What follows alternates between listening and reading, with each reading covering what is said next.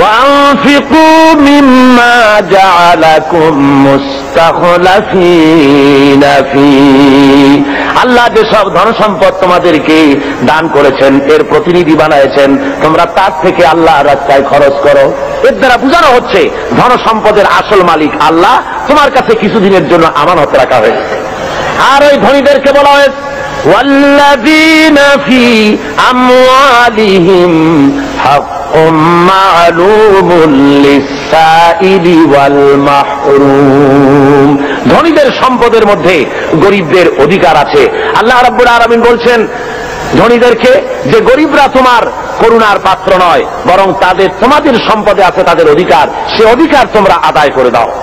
এবারে আল্লাহ রাব্বুল আলামিন এভাবে করে কোরআনের মধ্যে বারবার এই কথা বলেছেন, ওয়ানফিকু মিম্মা রাযাকনাকুম, আমি তোমাদেরকে যে রিজিক দান করেছি তার থেকে তোমরা খরচ করো গরিব জনসাধারণের জন্য। প্রশ্ন উঠলো, হে রাসূল কি খরচ করব?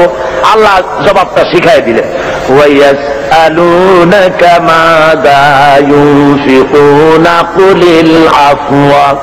আল্লাহ রাব্বুল আলামিন বলেন, নবী হে, আপনাকে প্রশ্ন করা হয় কি খরচ করব, আপনি বলে দেন প্রয়োজনের অতিরিক্ত জিনিস আল্লাহর রাস্তায় খরচ করে দাও, যেটা তোমার কাজে লাগছে না, তোমার ব্যক্তিগত এবং তোমার পরিবারের জন্য রেখে বাকি জিনিসটা তুমি আল্লাহর রাস্তায় মানুষের জন্য, গরিবদের জন্য খরচ করে দাও। তিরমিজি শরীফের হাদিসের মধ্যে এসেছে, আল্লাহ রাসূল বলেছেন মানুষের প্রত্যেকটি আদম সন্তানের খাওয়া পড়া, শিক্ষা, চিকিৎসা, বাসস্থান, এই জিনিসগুলির গ্যারান্টি আল্লাহ রাব্বুল আলামিন দিয়ে থাকেন, ইসলামী সরকার দিয়ে থাকে। ইসলাম অর্থনৈতিক নিরাপত্তার জন্য যেসব ব্যবস্থা গ্রহণ করেছে তার সবচেয়ে বড় কথা হলো সমাজের কর্মক্ষম ব্যক্তি যারা কাজ করতে পারে না তাদের রুজির জন্য তারা পরিশ্রম করবে, যারা কাজ করতে পারে তারা পরিশ্রম করবে, এটা হলো ইসলামের কথা। কোরআনে কারীমের মধ্যে সূরা জুমায় একথা বলা হয়েছে, فَإِذَا قُضِيَتِ الصَّلَاةُ فَانتَشِرُوا فِي الْأَرْضِ وَابْتَغُوا مِنْ فَضْلِ اللَّهِ وَاذْكُرُوا اللَّهَ كَثِيرًا لَعَلَّكُمْ تُفْلِحُونَ। আল্লাহ রাব্বুল আলামিন বলেন, নামাজ পড়া যখন হয়ে গেল, ফাইযা কুদিয়াতিস সালাত ফান্তাশিরু ফিল আরদ, নামাজ পড়া যখন হয়ে গেছে এখন আর ঘুমায় থেকো না, বেরিয়ে যাও, কলে কারখানায়, খেতে খামারে, অফিসে আদালতে কাজ করো। জোরে বলেন সুবহানাল্লাহ। ইসলাম কাজের ট্রেনিং দেয়, বসে থেকো না, নামাজ পড়া হয়েছে বেরিয়ে যাও। হাদিস শরীফে এসেছে, ইযা সাল্লাইতুমুল ফাজরা ফালা তানুমু আন তালবি আরযাকিকুম, যখন ফজরের নামাজ পড়া হয়ে গেল ঘুমায়ও না, ফালা তানুমু, ঘুমায়ও না, বেরিয়ে যাও, কল কারখানা, খেতে খামারে, অফিসে আদালতে উৎপাদন বাড়াও, কাজ করো, নিজের জন্য পরিশ্রম করো, অন্যের জন্য পরিশ্রম করো। হুজুর বলেছেন সেই ব্যক্তির মতো হতভাগ্য আর কেউ নাই যে নিজের জন্য পরিশ্রম করে না, অন্যের জন্য পরিশ্রম করে না, তার মতো হতভাগ্য আর কেউ হতে পারে না। ইসলাম কাজের কথা এভাবে বলেছেন, আর বলেছেন কি, এই কাজটা যখন করবে তখন কিন্তু আমাকে ভুলে যেও না, আমার কথা মনে রেখো। যখন তুমি কাজে বেরোবে, আমার ফাইযা কুদিয়াতিস সালাত ফান্তাশিরু ফিল আরদ ওয়াবতাগু মিন ফাদলিল্লাহ ওয়াযকুরুল্লাহা কাসীরান লাআল্লাকুম তুফলিহুন, যখন তোমরা রুজি তালাশের জন্য বেরোবে তখন আমার জিকির বেশি বেশি করে করবে। কার জিকির? আল্লাহর জিকির। তার মানে এটা নয় যে অফিসে বসে আল্লাহু আল্লাহু করবেন, তারপরে জমিনে গিয়ে আল্লাহু আল্লাহু করবেন মুখে মুখে শুধু, তা না। জিকির মানে স্মরণ। জিকির মানে কি? এর মানে হলো আপনি যখন অফিসে বসবেন, আল্লাহ বলেন এটা তোমার রুজি কামারি জায়গা, অফিসে বসে যতক্ষণ থাকবে তখন আমাকে স্মরণ করবে। আমি যদি তোমার স্মরণে থাকি তাহলে বাম হাতের ইনকাম করা সম্ভব হবে না। কথা বোঝেন? বাম হাতের ইনকাম এটা আছে নাকি? চিটাগঙ্গে নাই বোধহয়, আছে। ঘুষের টাকা, অবশ্য বাংলাদেশে ঘুষ নাই, বাংলাদেশে ঘুষের প্রচলন আছে নাকি? না না, বাংলাদেশে ঘুষ গেছে বকশিস হইয়া, কয় যে আমার বকশিস দিতে। হযরতে ওমর ফারুক রাদিয়াল্লাহু তাআলা আনহুর জামানায় যাকাত কালেক্টররা যাকাতের টাকা নিয়ে আসছে, এসে বলছে হে আমিরুল মুমিনিন, এই নিন, এই টোপলাটা হলো যাকাতের। আচ্ছা ওইটা কি? ওই যে ছোট টোপলাটা? ওইটা হলো আমার হাদিয়া, লোকেরা আমাকে দিয়েছে। হযরত ওমর বলছে ওটাও জমা দাও। এটা তো আমাদের লোকেরা হাদিয়া দিয়েছে। যাও না, জমা দাও, এরপরে আমি তোমার চাকরি বাদ দিয়ে দিলাম, এখন যাও দেখি তোমার কেটে হাদিয়া দেয়। তার মানে ওইটা দিয়েছে তোমার চাকরির জন্য। সুতরাং ঘুষ খাওয়া হলো হারাম। ঘুষ খাওয়া কি? হারাম। আল্লাহ রাব্বুল আলামিন বলেন, যখন তুমি কলকারখানায়, খেতে খামারে, অফিসে যখন বসবে, আমার জিকির বেশি করে করবে, আমাকে স্মরণে রাখবে, তাহলে কোন ক্রমে তুমি ঘুষ তোমার বাম হাতের ইনকাম করতে পারবে না, আমার ভয় অন্তঃকরণে তোমার আসবে। এখন যে গভর্নমেন্ট ক্ষমতায় আছেন, এই গভর্নমেন্ট প্রথমে যখন ক্ষমতায় আসেন, এসেই তারা আসবার আগেই ঘোষণা করেছিলেন যে দুর্নীতির বিরুদ্ধে আমরা জিহাদ ঘোষণা করেছি, দুর্নীতির বিরুদ্ধে। এই ঘোষণার পর তারা ক্ষমতা এলেন। এর কদিন পরেই আমার মাহফিল ছিল বাইতুল মোকাররমে, তো ঘোষক সেখানে উপস্থিত, বোঝেন তো কে? তো আমি সেখানে বললাম মোনাজাতের মধ্যে যে আল্লাহ, যারা আজকে দুর্নীতির বিরুদ্ধে জিহাদ ঘোষণা করে ময়দানে এলেন, এরাই যেন কিয়ামতের দিন দুর্নীতির দায়ে আসামি হয়ে তোমার কাঠগড়ায় না দাঁড়ায়। আবার আজকে দেখা গেল সমাজের অবস্থা, যারা দুর্নীতির বিরুদ্ধে জিহাদ ঘোষণা করে এলেন, দুর্নীতি মনে হয় কোন সমাজের এমন কোন একটি রন্ধ্র নাই যেখানে দুর্নীতি আজ না ঢুকেছে। কি কোন ঠিক কিনা? সমাজের পরতে পরতে, সর্বস্তরে, রন্ধ্রে রন্ধ্রে ঘুষ, অনাচার, ব্যভিচার ঢুকে গিয়েছে। এই জন্য আল্লাহ বলছেন, আমি যদি স্মরণে থাকি তাহলে এই অন্যায় অবিচার করা তোমার পক্ষে সম্ভব হবে না। আল্লাহ রাব্বুল আলামিন এরপরে যারা কাজ করতে পারেন তাদের কি, যারা কাজ করতে পারে না, উপার্জনে অক্ষম যারা, তাদের জন্য আল্লাহ রাব্বুল আলামিনের রাসূল পাক সাল্লাল্লাহু আলাইহি ওয়াসাল্লাম বলেছেন যে যারা কাজ করতে পারে, তারা কর্ম কাজে যারা শক্তি নাই, তাদের প্রয়োজন তারা মিটিয়ে দেবেন। ওয়ায়াকফুলু গানিয়ুহুম ফাকিরাহুম, তাদের সমাজের ধনীরা তারা গরিবদের খাবারের বন্দোবস্ত করবে, তাদের অভাব অভিযোগ প্রয়োজনকে মিটিয়ে দেবে। আল্লাহ রাব্বুল আলামিনের নবী বলেন, সেই ব্যক্তি মুমিন নয়, সেই ব্যক্তি মুমিন নয়। তিনবার বললেন। সাহাবায়ে কেরাম জিজ্ঞেস করলেন, ইয়া রাসূলুল্লাহ, কোন ব্যক্তি মুমিন নয়? হুজুর বলেন, যে ব্যক্তি পেট পুরে আহার করার পর ঘুমায় গেল, এই কথা জানার পরে যে তার প্রতিবেশী না খেয়ে আছে, এই কথা জানার পরে যে ঘুমায় গেল, আল্লাহ নবী বলেন, সে যত নামাজি আর যাই কিছু হোক না কেন, আল্লাহর কাছে সে মুমিন বলে চিহ্নিত হতে পারবে না। এর চাইতে উন্নত মানের কথা এই পৃথিবীতে আর কেউ বলতে পেরেছে? বলুন, কি বলেন? আর কেউ বলতে পেরেছে? আর কেউ বলতে পারেনি। রাসূল পাক সাল্লাল্লাহু আলাইহি ওয়াসাল্লাম বলেছেন, আইয়ু রাজুলিন মাতা জিয়ান বাইনা আগনিয়া ফাকাদ বারিয়াত মিনহুম জিম্মাতুল্লাহি ওয়া রাসূলি। আল্লাহর নবী বলেন, কোন ধনাঢ্য এলাকার ভিতরে কোন গরিব মানুষ যদি মারা যায়, কোন মানুষ যদি না খেয়ে মারা যায় কোন ধনাঢ্য এলাকার ভিতরে, তাহলে ওই এলাকার ধনী ব্যক্তিদের সঙ্গে আল্লাহর সাথে এবং তার রাসূলের সাথে কোনো সম্পর্ক থাকবে না, সমস্ত সম্পর্ক বিচ্ছিন্ন হয়ে যাবে। জোরে বলেন নাউযুবিল্লাহ। কোন ধনীদের এলাকায় যদি গরিব না খাইয়া মরে যায়, তাহলে ওই এলাকার ধনীদের সাথে আল্লাহর কোনো সম্পর্ক বাকি থাকবে না। রাসূল পাক সাল্লাল্লাহু আলাইহি ওয়াসাল্লাম একথা স্পষ্ট করে বলেছেন। তাই তো আমরা দেখেছি মুহাম্মদ সাল্লাল্লাহু আলাইহি ওয়াসাল্লাম যখন ক্ষমতায় ছিলেন, হুজুর বলেছেন, অর্থাৎ রাষ্ট্রীয় ক্ষমতায়, হুজুর বলেছেন, খায়রুল কুরুনে কারনি, সর্বশ্রেষ্ঠ যুগ হলো আমার যুগ। জোরে কোন সুবহানাল্লাহ। মানুষ দরজা খুলে ঘুমাবার সুযোগ পেয়েছে, না খেয়ে কেউ মরে নাই। আজকে তো লোকেরা মঞ্চের উপরে দাঁড়ায়, ইলেকশন আসলে পরে কত কায়দার লম্বা জামা গায়ে দেয়, দেখেন না? খদ্দরের জামা একেবারে আমাদের চাইতে লম্বা জামা, দুই কোনাটা খুব বেশি করে লম্বা, কানাটা ফাড়া। এরপরে মঞ্চে এসে সুন্দর করে বলে, এবার যদি একবার যাইতে পারি ক্ষমতায়, না খাইয়া কেউ মরবে না। কিন্তু কি খাইয়া যে মরবে তাও তারা বলে না। ভাইরা আমার, মানুষেরা বুঝতে পারে না, আর এদের পেছনে দৌড়াতে থাকে।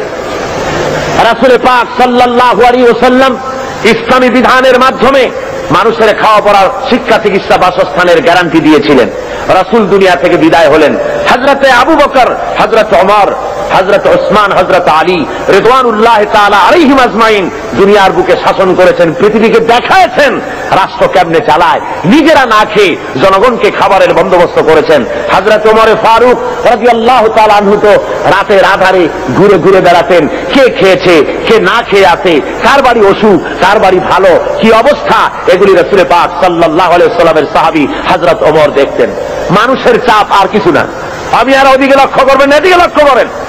আমি তো আপনাদের নিয়ে জিহাদের ময়দানে যাব। কোথায় যাব?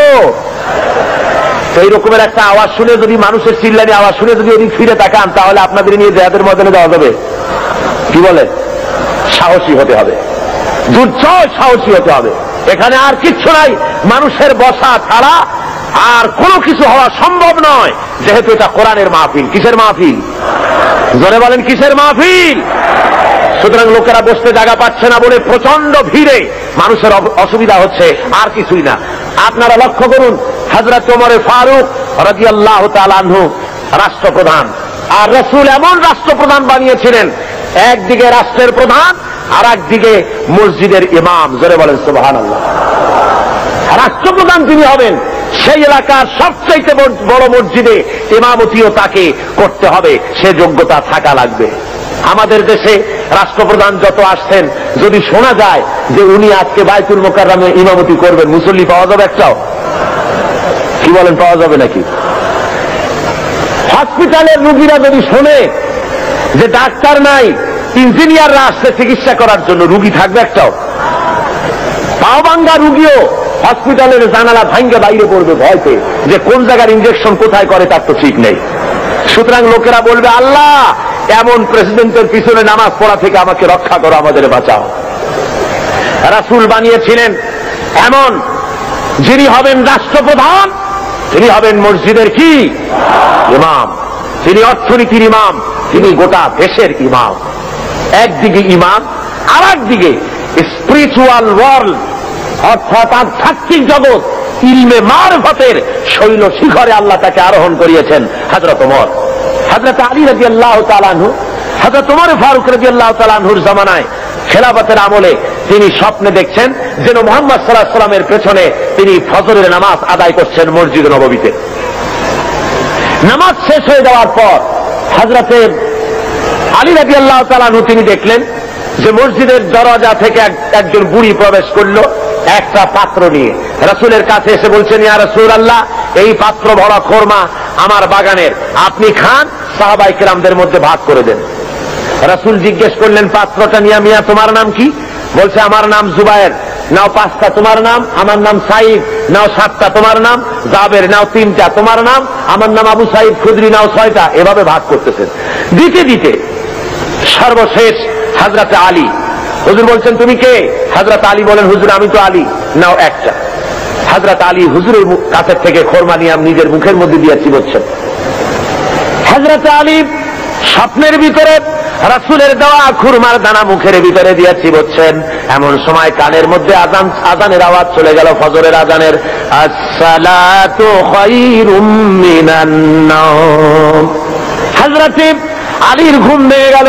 তিনি ঘুমের থেকে জেগেছেন ঠিকই, কিন্তু মুখের ভিতরে রাসূলের দেওয়া খুরমার স্বাদ তার মুখের মধ্যে তখনও বিরাজমান। আল্লাহর নবীর জান্নাতি সুঘ্রাণ তখনও হযরত আলীর ঘরের মধ্যে তখনও রয়েছে। হযরত আলী উযু করে মসজিদে নববীর ভিতরে চলে গেলেন, যায় দেখেন হযরত ওমর ইমামতি করতেছেন। নামাজ শেষে ওমর যখন পিছনে ফিরেছেন, হযরত আলী দেখেন মসজিদের ভিতরে একজন লোক ঢুকলো। মসজিদের ভিতরে একজন বুড়ি ঢুকলেন, হাতে একটা পাত্র নিয়ে এসে বলছেন, হে আমার আমিরুল মুমিনিন, এটা আমার বাগানের, আপনি নিজে খান আর রাসূলের সাহাবীদের মধ্যে ভাগ করে। হযরতে ওমর ফারুক রাদিয়াল্লাহু তাআলা আনহু খোরমার পাত্র হাতে নিয়ে বলছেন, তোমার নাম কি? কয় অমুক না ওই কয়টা। তোমার নাম কি? অমুক নয় ওই কয়টা। দিতে দিতে হযরত আলীর বেলায় বলেন, আলী তুমি কে? কয় আমি তো আলী। কয় তুমি নাও 1টা। হযরত আলী বলেন, ভাই ওমর, তোমার কাছে তো খোরমা আরো আছে পাত্রে দেখা যায়, আমার ঘরে ছেলে পেলে আছে, দিলে তো তুমি আরো দিতে পারো, আমার 1টা কেন দিলে? একাধিক দাও না কেন?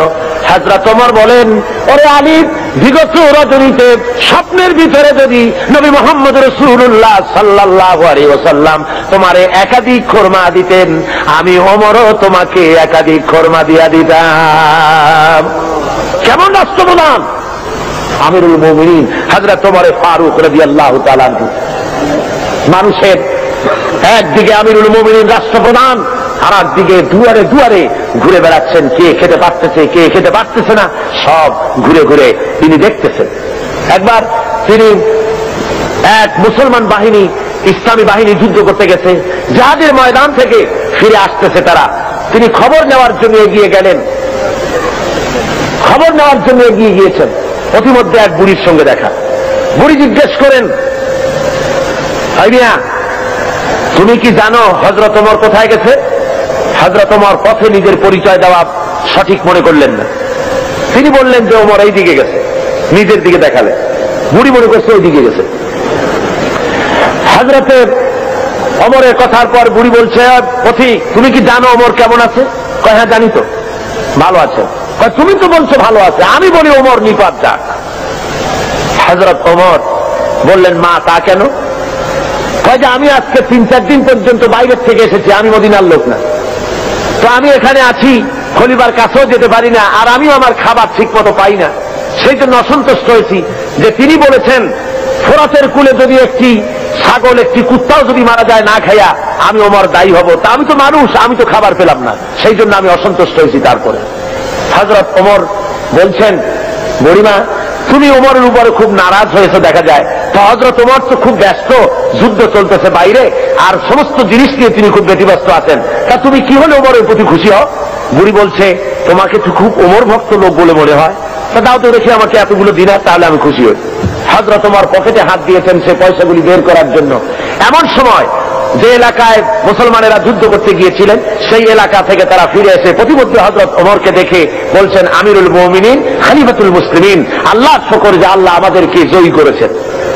শুনে বুড়ি যখন শুনল যে আমিরুল মুমিনিন, সে ভয়তে থরথর করছে, সর্বনাশ, হযরত ওমরের সামনে আমি বলছি যে ওমর নিপাত যায়। বুড়ি তখন করজোরে বলছে, আমিরুল মুমিনিন আমি বুঝতে পারি নাই, ভুল করেছি, আপনার সামনে আপনার নিপাত কামনা করেছি, আমি বুঝি নাই, আমারে আল্লাহর হস্তে মাফ করে দেন। হযরত ওমর বলেন, বুড়ি মাফ করা লাগবে না, আমার উল্টা মাফ চাই না, বরং আমি মাফ চাই। তুমি বলার আগে আমি যে তোমার ক্ষুধার খবর নিতে পারি নাই, এই জন্য তুমি কিয়ামতের ময়দানে আল্লাহর দরবারে আমারে তুমি আসামি বানাইও না। ইসলাম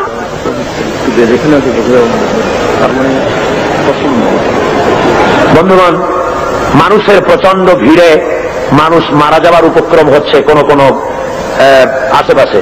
তো আমি যদি আপনাদের বলি একটু চাপতে, আপনারা কি পারবেন?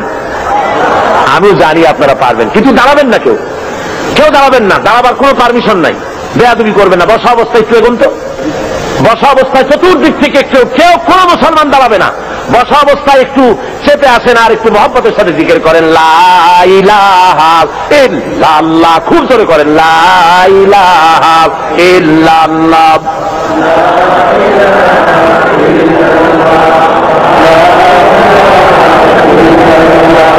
লা ইলাহা ইল্লাল্লাহ, লা ইলাহা ইল্লাল্লাহ, লা ইলাহা ইল্লাল্লাহ, লা ইলাহা। আরো জোরে করুন,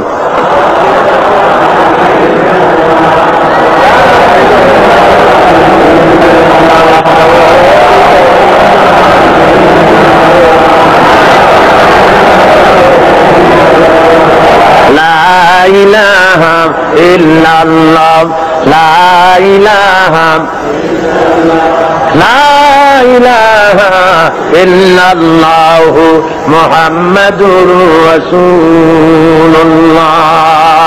ভাইরা আমার, ইসলাম যাকাতের মাধ্যমে এবং পারস্পরিক দানের মাধ্যমে মানুষের দরিদ্রতা দূর করার ব্যবস্থা করেছে।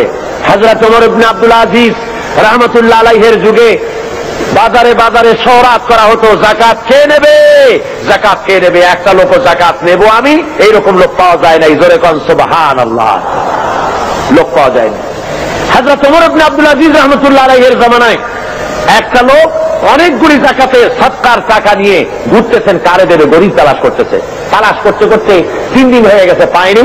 শেষ পর্যন্ত মরুদ্যানের ভেতরে বসে ঝিমোচ্ছে। এমন সময় দেখে যে আর একটা লোক সেখানে আসছে, গায়ের জামা কাপড় ময়লা, বিরাট একটা গাছি।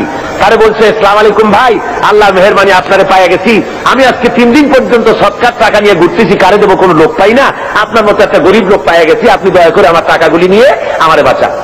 ওই লোকটা বলছে, মিয়া তোমার মাথায় স্ক্রু ঢিলা ছিল নাকি? তুমি কি মনে করছো আমার ওই টোপলার মধ্যে ছেঁড়া খাতা? আমার টোপলার তোমার ওর মধ্যে কয় টাকা? কয় যে এত। তা আমারটা গুনে দেখো, তোমারটা চাইতে অনেক বেশি। তুমি ঘুরছো 3 দিন, আমি ঘুরেছি 1 সপ্তাহ। পুরা এলাকায় সদকার টাকা নিতে পারে এমন গরিব খুঁজা পাইলাম না। জোরে বলেন সুবহানাল্লাহ, জোরে বলেন সুবহানাল্লাহ। এটা কিসের বরকতে হয়েছে? ইসলামের বরকতে। জোরে বলেন কিসের বরকতে? ইসলামের বরকতে। আল্লাহ রাব্বুল আলামিনের হাবিব বলেন, তুখাযু মিন আগনিয়াইহিম ওয়া তুরাদ্দু আলা ফুকারাইহিম, ধনীদের কাছ থেকে যাকাত নাও আর গরিবদের কাছে দিয়ে দাও। যদি যাকাত দিতে কেউ অস্বীকার করে তাহলে হাফেজ ইবনে হাজার আসকালানী রাহমাতুল্লাহ আলাইহি তিনি বুখারী শরহ ফাতুল বারীর মধ্যে তিনি লিখেছেন, ফামানিম তানিয়া উখিযাত বিহি উখিযাত মিনহু ফাহরান, অর্থাৎ যদি কেউ যাকাত দিতে গভর্নমেন্টের হাতে অস্বীকার করে জবরদস্তি করে তার কাছ থেকে যাকাত আদায় করে নাও। যাকাত দিতেই হবে বাই হুক অ্যান্ড ক্রুক, গভর্নমেন্টের হাতে। তাই বলে এই বর্তমান হাজী সাহেব গভর্নমেন্টের হাতে না, বর্তমান গভর্নমেন্ট আইন করেছেন, যাকাত বোর্ড গঠন করেছেন। আমি প্রেসিডেন্টের সামনে বলেছি সেই গভর্নমেন্টের হক নাই, অধিকার নাই যাকাত আদায় করার, যে গভর্নমেন্ট নামাজ কায়েম করে না। আল্লাযীনা ইম্মাক্কান্নাহুম ফিল আরদ আকামুস সালাত ওয়া আতাউজ যাকাত ওয়া আমারু বিল মা'রুফ ওয়া নাহাউ আনিল মুনকার।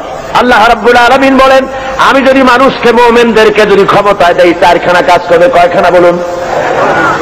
মুমিন ব্যক্তিদের যদি কাজ আমি ক্ষমতা দেই চারটা কাজ করবে। প্রথম কাজ হলো প্রথম নম্বরেই নামাজ আদায় করবে, নামাজ কায়েম করবে, নামাজ প্রতিষ্ঠা করবে। অর্ডার দিয়ে দিবে নামাজ পড়তে হবে বাধ্যতামূলক। কোন অফিসার, কোন স্কুল, কোন কলেজ, কোন ইউনিভার্সিটি নামাজের অর্থে চলতে পারবে না, নামাজের সময় বন্ধ করে দিতে হবে। বা জামাত নামাজ আদায় করবে মুসলমান, তারপরে আবার কাজ শুরু করবে। অর্ডার হবে গভর্নমেন্টের পক্ষ থেকে, নামাজ পড়তেই হবে, আল্লাহর হুকুম।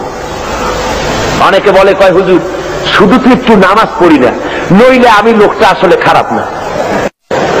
দান সৎকা করি, রোটারি, লায়ন্স, অ্যাপেক্স, লিও, তারপরে ফ্রিমেসন, এই ধরনের অনেক সংগঠনের সাথে থেকে চক্ষু শিবির করি, চোখ ভালো করে দিই, খাবার দিই, শীতবস্ত্র দিই, আমি লোক খারাপ না। শুধু যা নামাজ পড়ি না তাই বলে আমার ইমান নষ্ট হলো নাকি?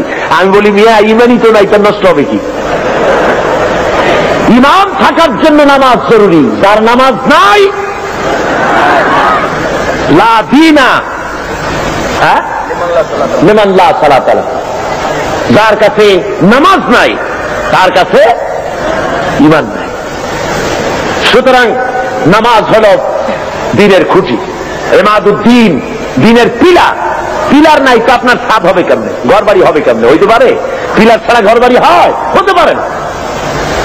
সুতরাং নামাজ প্রতিষ্ঠা যে গভর্নমেন্ট করে না, ভালো কাজের আদেশ করা এবং অন্যায়ের প্রতিরোধ যে করে না, তার সেই গভর্নমেন্টের অধিকার নাই যাকাত বোর্ড গঠন করে যাকাত আদায় করা। যারা বলেন অধিকার আছে? কোন অধিকার নাই। ভালো কাজের আদেশ করা তো দূরের কথা, অন্যায়ের প্রতিরোধ তো দূরের কথা। বর্তমান গভর্নমেন্টের সময় সবচাইতে বেশি অবৈধ কার্যকলাপ বেশি ঘটেছে, বলেন ঠিক কিনা? সুতরাং শরীরের ভিতরে যদি হয় ক্যান্সার, ব্লাড ক্যান্সার অথবা হার্ট ক্যান্সার, মাথায় যদি লক্ষ্মীবিলাস মাখে, লক্ষ্মীবিলাস তেল, আশ্চর্য মলম যদি বুকে মাখে, ক্যান্সারের কোন উপকার হবে? হবে না। দেশটারে বেহায়ামি, অশ্লীলতা, মদ, জুয়া, জেনা, ব্যভিচার, সুদ, ঘুষ দিয়ে ভরে ফেলানো হয়েছে। সুতরাং আপনার এই যাকাত বোর্ড গঠন করে এই দেশকে ভালো বানাবার কোন উপায় হতে পারে না। সেই জন্য রাসূল বলেছেন, ইসলামী গভর্নমেন্টের হক হলো যাকাত আদায় করবে। যদি কেউ না দেয় তাহলে জবরদস্তি করে আদায় করবে। হযরতে আবু বকর সিদ্দিক রাদিয়াল্লাহু তাআলা আনহু যাকাত মুনকিরিনে যাকাত, যারা যাকাত দিতে অস্বীকার করেছিলেন, তাদের সম্পর্কে তিনি বলেছিলেন, ওয়াল্লাহি লাউ কাতিলান্না মান ফাররাকা বাইনা সালাতি ওয়াজ যাকাত, আল্লাহর কসম আমি যুদ্ধ ঘোষণা করব, জিহাদ করব যারা যাকাত দিতে অস্বীকার করে। অর্থাৎ কাফেরদের বিরুদ্ধে জিহাদ করা যেমন ফরজ মনে করি, অনুরূপ ভাবে আমি যারা যাকাত দিতে অস্বীকার করে তাদের বিরুদ্ধে জিহাদ ঘোষণা করতে, জিহাদ করা আমি ফরজ মনে করি। সুতরাং মুসলমান সমাজের মধ্যে, ইসলামী সমাজে যাকাত গভর্নমেন্ট আদায় করে, জনগণের অভাব প্রয়োজন মিটায় দেয়। কেউ 10 তলায় বাস করবে আর কেউ গাছতলায় থাকবে, এই সিস্টেম ইসলামের কাছে নাই। ইসলাম মানুষকে সমান করে দিতে পারে, এই ব্যবস্থা পৃথিবীতে আর কেউ করে দিতে পারে না। রাসূল পাক সাল্লাল্লাহু আলাইহি ওয়াসাল্লাম বলেছেন, তিনি আজকে যেমন পৃথিবীতে ব্যাংক আছে, এরকম একটি ব্যাংক উদ্বোধন করেছিলেন আল্লাহর নবী। আজকের ব্যাংকগুলি তো সুদভিত্তিক ব্যাংক, আর হুজুর যে ব্যাংক উদ্বোধন করেছিলেন সে ব্যাংকের নাম ছিল বাইতুল মাল। কি নাম ছিল? বাইতুল মাল নামক ব্যাংক উদ্বোধন করতে গিয়ে আল্লাহর নবী বলেছিলেন, মান তারাকা দায়নান আও দিয়ান ফালাইয়া। আল্লাহর নবী বলেন, যদি কোন ঋণগ্রস্ত ব্যক্তি ঋণ পরিশোধ না করে যদি মারা যায়, তাহলে আমি মুহাম্মদ সাল্লাল্লাহু আলাইহি ওয়াসাল্লাম তার পূর্ণ ঋণের ভার নিয়ে নিলাম। শুধু ঋণ শোধের ভারই নিলাম না, তার বিধবা স্ত্রী এবং তার অসহায় ছেলে পেলে এতিম বাচ্চাগুলি সবগুলির বোঝা আমি মুহাম্মদ সাল্লাল্লাহু আলাইহি ওয়াসাল্লাম আমার কাঁধে উঠাইয়া নিলাম। এর নাম ইসলামী স্টেট। রাষ্ট্রপ্রধান গোটা দেশের সবকিছুর জন্য তাকে দায়ী হতে হয় এবং জনগণের খেদমত করার জন্য প্রস্তুতি নিতে হয়। আর এ পথ একমাত্র দিতে পারে ইসলাম, আর কেউ দিতে পারে না।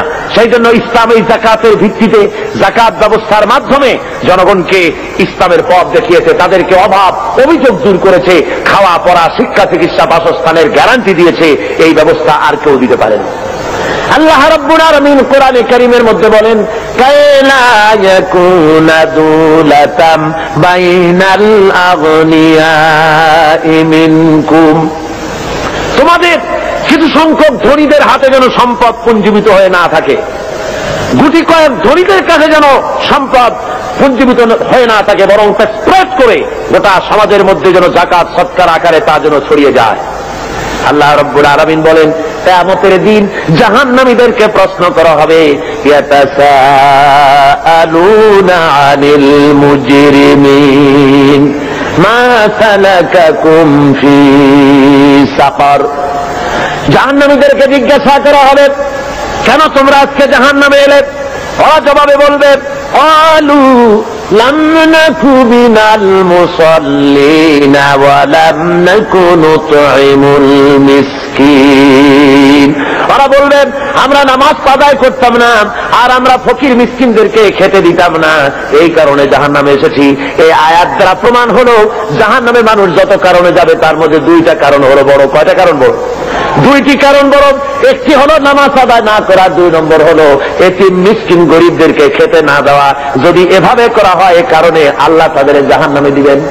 আল্লাহ রাব্বুল আলামিন বলেন, আরাআইতাল্লাযী ইউকাযযিবু বিদ্দীন। পড়েন সবাই, আরাআইতাল্লাযী ইউকাযযিবু বিদ্দীন ফাযালিকাল্লাযী ইয়াদউল ইয়াতীম ওয়া লা ইয়াহুদ্দু আলা তুআমিল মিসকিন ফাওয়াইলুন লিল মুসাল্লিন আল্লাযীনা হুম আন সালাতিহিম সাহুন আল্লাযীনা হুম ইউরাউনা ওয়া ইয়ামনাউনাল মাউন। হে নবী, আপনি কি দেখেছেন ওই ব্যক্তিকে যে পরকালকে অস্বীকার করেছে, দিনকে অস্বীকার করেছে? পরকাল আর দিনকে অস্বীকার করেছে কারা? যারা নাকি এতিমকে গলায় ধাক্কা দিয়েছে আর মিসকিনকে খেতে দেয়নি। এতিমের গলায় ধাক্কা মারা আর মিসকিনকে খেতে না দেওয়া পরকালকে অস্বীকার করার শামিল। জোরে বলেন সুবহানাল্লাহ। কত বড় কথা! এতিম মিসকিনকে গলায় ধাক্কা মারা এবং মিসকিনকে খেতে না দেওয়া, এতিমকে ধাক্কা দেওয়া আল্লাহ রাব্বুল আলামিন বরদাস্ত করেন না। পরকালকে অস্বীকার করার শামিল এগুলি হয়ে যায়। তাই ইসলাম বলেছে গরিব মিসকিনকে ভালো ব্যবহার করো, তাদেরকে খাবার দাও, পড়ার দাও। আর এর সব কিছুর দায়িত্ব হলো গভর্নমেন্টের। ইসলামী গভর্নমেন্ট যদি হয়ে যায়, কোরআনের রাজ যদি কায়েম হয়ে যায়, তাহলে কেউ 1000 বিঘা জমির মালিক হবে আর কারো রান্নাঘর উঠাবারও জায়গা থাকবে না। এই ব্যবস্থা ইসলাম হলে এ ব্যবস্থা থাকতে পারবে না। সুতরাং শহরের দেশের সবচাইতে ভালো বাড়িটিতে প্রেসিডেন্ট থাকবেন, ভালো ভালো বাড়িগুলিতে মন্ত্রীরা থাকবেন, জেলার সবচাইতে ভালো বাড়িতে কমিশনার বা ডিসি থাকবেন, আর জনগণ থাকবে কুড়ে ঘরে, থাকার জায়গা নাই। Kamalapur rail station, Chittagong rail station, স্টেশনে কোন রকম করে মাথা গুঁজে থাকবে। ইসলাম এই ব্যবস্থা করে না। সকলের থাকা, খাওয়া, পড়া, শিক্ষা, চিকিৎসা, বাসস্থান দেয় কে? ধরে বলেন কে দেয়? ইসলাম দেয়। আজকে শ্রমিকদেরকে তথাকথিত সমাজবাদীরা তারা বলে ইসলামের কাছে অর্থনীতি নাই। আরে বাবা, ইসলামের কাছে নাই, তুমি পেলে কোত্থেকে? তোমার কার্ল মার্কস, তোমার লেনিন যতটুকুন পেয়েছে ইসলামকে রিসার্চ করে তার থেকে একটুখানি নিতে চেষ্টা করেছে। কথা বুঝতে পেরেছে? ইসলাম দিয়েছে শ্রমিকের অধিকার। শ্রমিকের অধিকার কে দিয়েছে বলুন? শ্রমিককে হিংসা করা নিষেধ, ঘৃণা করা নিষেধ। যেহেতু শ্রমিককে আল্লাহ রাব্বুল আলামিনের হাবিব বলেছেন আল কাসিব হাবিবুল্লাহ, যারা সহজে উপার্জন করে তারা হলো আল্লাহর বন্ধু। জোরে বলেন সুবহানাল্লাহ। যারা সহজে উপার্জন করে, যারা কাজ করে খায়, তাদের মতো ভালো ইনকাম, হালাল রুজি আর কার হতে পারে? আল্লাহ রাব্বুল আলামিনের হাবিব শ্রমিকদের অধিকার সম্পর্কে, শ্রমিক আর মালিকের সম্পর্কে বলেছেন, মালিক আর শ্রমিকের মধ্যে সম্পর্ক যেটা হবে সেটা গোলাম আর মনিবের সম্পর্ক হবে না, সে সম্পর্ক হবে ভাই ভাই। মনিব মালিক শ্রমিকের, মিলের মালিক এবং শ্রমিক দুজনের মধ্যে সম্পর্ক হবে ভাই ভাইয়ের সম্পর্ক। হুজুর বলেছেন তোমরা যেমন খাবে তাদেরকে তেমন খাওয়াবে, তোমরা যেমন পড়বে তাদেরকে তেমন পড়াবে, তোমরা যেমন থাকবে শ্রমিকদেরকে তেমন থাকার ব্যবস্থা করে দাও। ইসলাম বলেছে, দুনিয়ার আর কেউ বলতে পারেনি। ইসলামের ব্যবস্থা নিজের মানুষের সামনে পরিষ্কার করে দেখিয়েছে।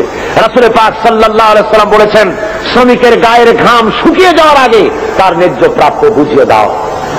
কোন পারিশ্রমিক ঠিক না করে কোন শ্রমিককে কাজে লাগিও না, পারিশ্রমিক আগে ঠিক করে নাও। সুতরাং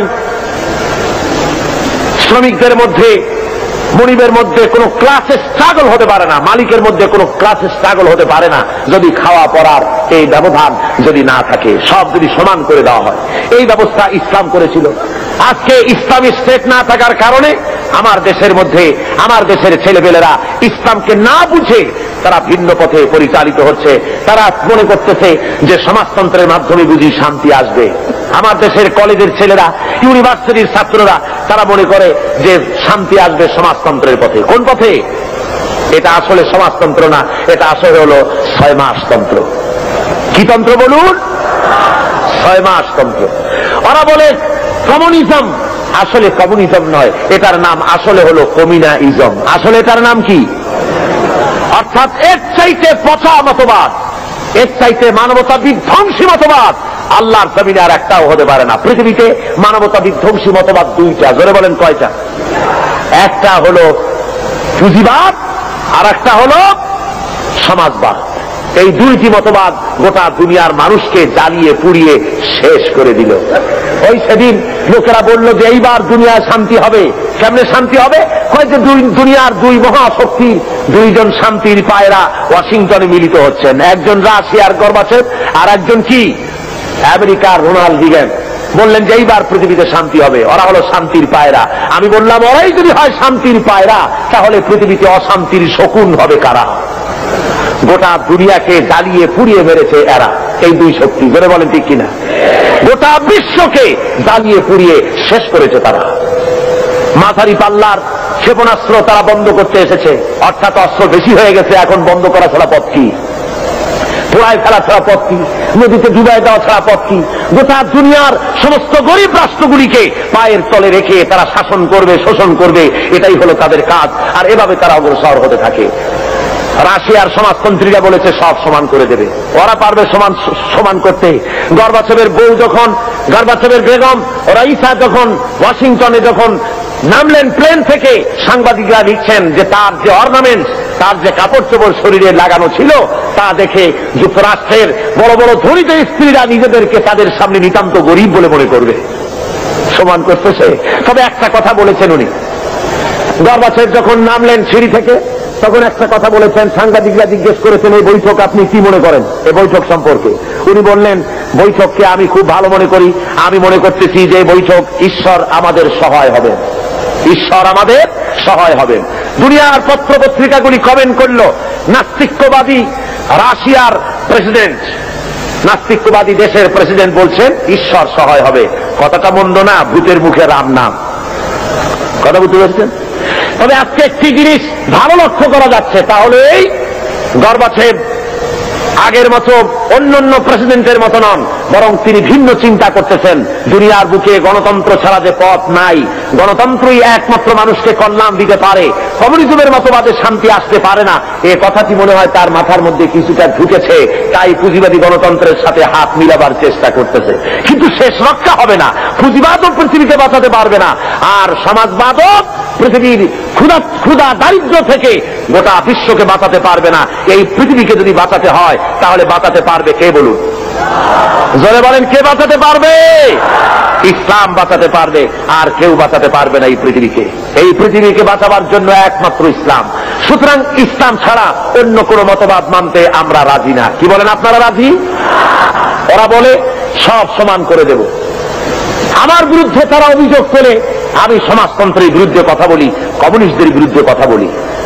কমিউনিস্টদের বিরুদ্ধে তো কথা বলতেই হবে, যেহেতু তারা আল্লাহকে মানে না। কমিউনিস্টরা কি মানে না বলুন?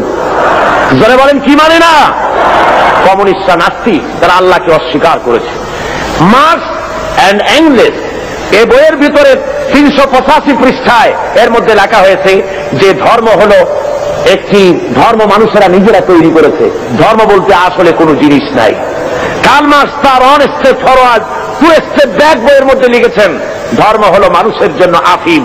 সুতরাং কোন লোক কমিউনিজমের আন্দোলন করে অথচ মসজিদে যায়, নামাজে পড়ে, মন্দিরে যায়, এই অবস্থা যদি হয় তাহলে বুঝতে হবে যে সে কমিউনিজমের দায়িত্ব পালন করছে না, সে এখনো কমিউনিজমকে বুঝতে পারে নাই। তার মানে হলো তারা সম্পূর্ণ ধর্ম বিরোধী, আল্লাহ বিরোধী। কমিউনিজমের ইতিহাসে আল্লাহর অস্তিত্ব নাই। সুতরাং এই কমিউনিজমের মতবাদকে প্রতিষ্ঠা করার জন্য 1918 সালে সোভিয়েত সংবিধানের 13 নম্বর অনুচ্ছেদ সংযোজিত করা হয় 1918 সালে। সেখানে দেশের সকল ধর্মের সমস্ত শিক্ষা প্রতিষ্ঠানে ধর্মীয় শিক্ষা পুরাপুরি বন্ধ করে দেওয়া হয়।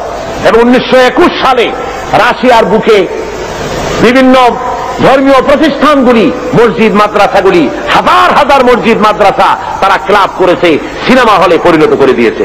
1924 সালে তারা রাশিয়ান সরকারের অধীনে সেখানে গডলেস অ্যাসোসিয়েশন হয়, অর্থাৎ খোদাদ্রোহী, খোদা মানে না নাস্তিকদের সমাজ সেখানে তৈরি হলো। এবং তারা একই বছরে হাজার হাজার আলিমদেরকে, মুসলমানদেরকে সেখানে তারা জবাহ করলো। রাশিয়ার ভিতরে মসজিদ মাদ্রাসা যেখানে ছিল, আপনার আজ থেকে অন্তত অক্টোবর বিপ্লবের পূর্বে আমার কাছে এই রাশিয়ানদের বিপ্লবের বইপত্র বহুত আছে। সেই বইপত্র থেকে আমি সংগ্রহ করেছি, আপনারাও পড়তে পারেন। রুশ, ভারত, বাংলাদেশ একটি বই আছে, বাংলাদেশে বেরিয়েছে। এছাড়া অনেক অথেন্টিক বই আমার কাছে আছে রাশিয়া সম্পর্কে। আমি আন্দাজে বক্তৃতা করি না, পড়াশোনা করে বক্তৃতা করি। পুঁজিবাদী দেশ চোখে দেখেছি, সমাজতান্ত্রিক দেশও চোখে দেখেছি। চোখে দেখে তারপরে বক্তব্য রাখি।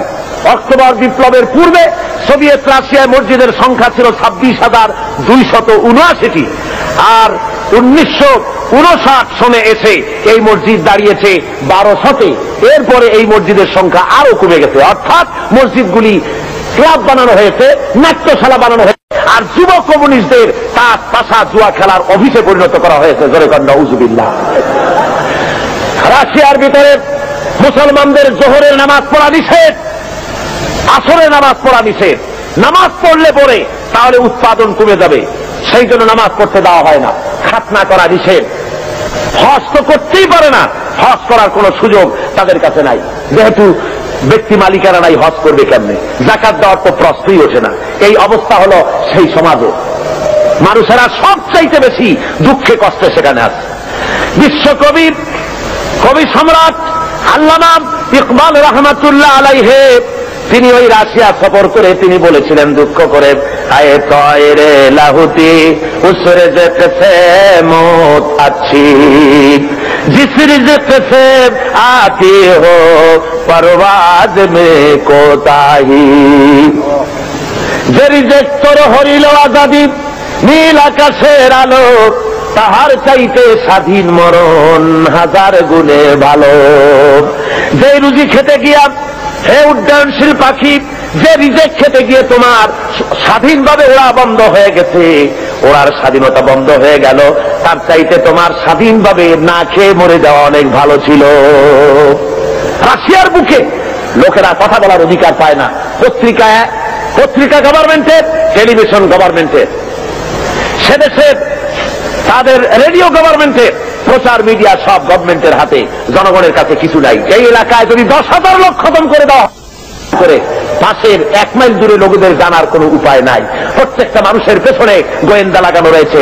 নিজের বাক স্বাধীনতা নাই, গণতন্ত্র নাই। বলেন রাশিয়া গণতন্ত্র আছে? জোরে বলেন আছে? কোরিয়ায় আপনার যেসব জায়গায় সমাজতন্ত্র প্রতিষ্ঠা হয়েছে সেসব জায়গায় কি গণতন্ত্র আছে? নাই। আমাদের দেশে এই গণতন্ত্রের বুলি নিয়ে কমিউনিস্টরা ময়দানে নেমেছে, গণতন্ত্রের শ্রদ্ধাবরণে তারা কাজ করতে চাচ্ছে। আসলে তারা হলো ইসলামের সবচেয়ে বড় দুশ্মন। ইসলামের সবচেয়ে বড় দুশ্মন কারা? জোরে বলেন, সবচেয়ে বড় দুশ্মন কারা? তারা সুযোগ খুঁজতেছে, সুযোগ পেলেই তারা মুসলমানদের উপরে আক্রমণ করবে, আফগানিস্তানের মতো দশা ঘটিয়ে ছাড়বে। তারা মুসলমানদের ধোঁকা দেওয়ার জন্য। আপনারা বলেন, কোনদিন আপনারা শুনেছেন যে কমিউনিস্টরা হজ করেছে? কমিউনিস্টদের লিডাররা তো সব বড় বড় ধনী, কোটি কোটি টাকার মালিক কমিউনিস্টদের লিডারেরা। আপনারা শুনেছেন কোন কমিউনিস্ট লিডার জীবনে হজ করেছে? শুনেছেন? জোরে জবাব দিবেন, শুনেছেন? কোনদিন তাদের রোজা রাখতে দেখেছেন? কোনদিন যাকাত দিতে দেখেছেন? কোনদিন তাদেরকে কোন আলেম ওলামাদের কাছে এসে দোয়া চেতে দেখেছেন? অর্থাৎ তারা আল্লাহকে সম্পূর্ণ স্বীকার করেছে, আর আল্লাহকে মানে না। শুধুমাত্র বাংলাদেশের যেহেতু 10 কোটি মুসলমান, কাজ করতে অসুবিধা হবে, তাই তাদের নেতা মরে গেলে পরে জানাজার অনুষ্ঠান করে মানুষকে ফাঁকি দেওয়ার জন্য। তাদের নেতা মারা গেল আর জানাজার জন্য বাইতুল মুকাররমের সমস্ত টুপি খরিদ হয়ে গেল। বাইতুল মুকাররমে আর টুপি ছিল না, সব টুপি তারা কিনল। কেনার পরে চলে গেল জানাজার নামাজ পড়ার জন্য। জানাজা পড়তে গেল, ওরাই গেল যাদের কাছে নামাজ নাই, রোজা নাই, আল্লাহ পরকালের চিন্তা নাই। হ্যাঁ, জানাজা পড়তে গেছে, পথের মধ্যে পেশাব আসলো, প্যান্টের বোতাম খুললো আর ব্রাশ ফায়ার মেরে দিল, প্যান্টে লাগে গেল, ধোয়া নাই, মশা নাই। ওই অবস্থায় জানাজায় দাঁড়ায় গেছে আল্লাহু আকবার। যেমন জাতের মুজ্জার তেমন জাতের মুক্তাদি দাঁড়ায় গেছে, যাতে কপালে হয়ে যাক মুদ্দারের। আর এমন জানাজা পড়াবার জন্য ইমামের অভাব হয় না আমার দেশে। কমিউনিস্টদের জানাজা পড়া হারাম, কমিউনিস্টরা কাফের। দুনিয়ার আজকে স্পষ্টভাবে আমি বলছি, শুনে রাখো, চট্টগ্রামের 20 চট্টলার মুসলমানেরা, দুনিয়ার সমস্ত আলেম, মুফাসসির, মুহাদ্দিস একমত, কমিউনিস্টরা কাফের। যারা বলেন কমিউনিস্টরা কি? ইসলামী আন্দোলন করতে গেলে গাইল আসবে, বন্ধ আসবে, অপপ্রচার আসবে, গালাগালি আসবে, আপনাকে মারা হবে, জেল জরিমানা হবে, সহ্য করতে হবে। তা না হওয়া পর্যন্ত আল্লাহর দিন কায়েম হতে কখনো পারে না। ভাইয়ের আমার, রাসূল পাক সাল্লাল্লাহু আলাইহি ওয়াসাল্লামের শরীর মুবারক থেকে রক্ত পড়েছে উহুদের ময়দানে। বুখারী শরীফের হাদিসে আছে, রাসূল পাক সাল্লাল্লাহু আলাইহি ওয়াসাল্লামকে কাফেররা ঘিরে ফেলেছে। সাহাবায়ে কেরাম হুজুরকে ঘিরে রেখেছে যাতে করে কাফেরদের আঘাত না লাগে। রাসূলের শরীরকে হেফাজতের জন্য সাহাবীরা যে সমস্ত তীর নিজেদের পিঠে গ্রহণ করেছে। জিহাদের পরে দেখা গেছে একা তালহার পিঠের মধ্যে রাসূলকে হেফাজত করতে গিয়া 80টা তীর প্রবেশ করেছিল। হযরত রাসূলের দান্দান মোবারক শহীদ হয়ে গেল, কপাল ভেঙে গেল, মাথায় লোহার টুপি পরা ছিল, হেলমেট পরা ছিল, হেলমেট ভেঙে গিয়ে কপালের মধ্যে ঢুকে গেল। নবীজি বেহুশ হয়ে জমিনের উপরে পড়ে গেলেন।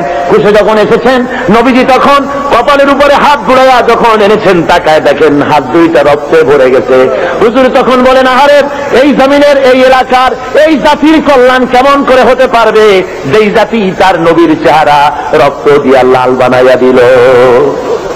হযরত আলী পানি ঢালেন, হযরতে ফাতেমা রাদিয়াল্লাহু তাআলা আনহা নিজের আঁচল দিয়ে, ওড়না দিয়ে কোন রকম করে রক্ত বন্ধ করার চেষ্টা করেন, কোন রকমে রক্ত বন্ধ হয় না।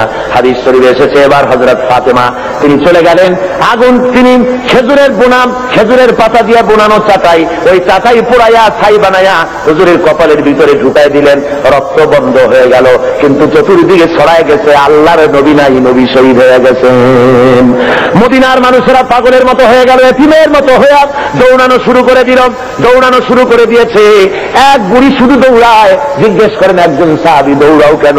কয়, উহুদে যেতেছি। কয়, যায় কোনো লাভ নাই, তোমার যে 2টা সন্তান জেহাদে এসেছিল 2টা শহীদ হয়ে গেছে। বুড়ি কান্দে আর বলে, কে শহীদ হয়েছে শুনতে চাই না, ও সাহাবী বরং তাড়াতাড়ি করে বলো আল্লাহর নবী কেমন আছেন।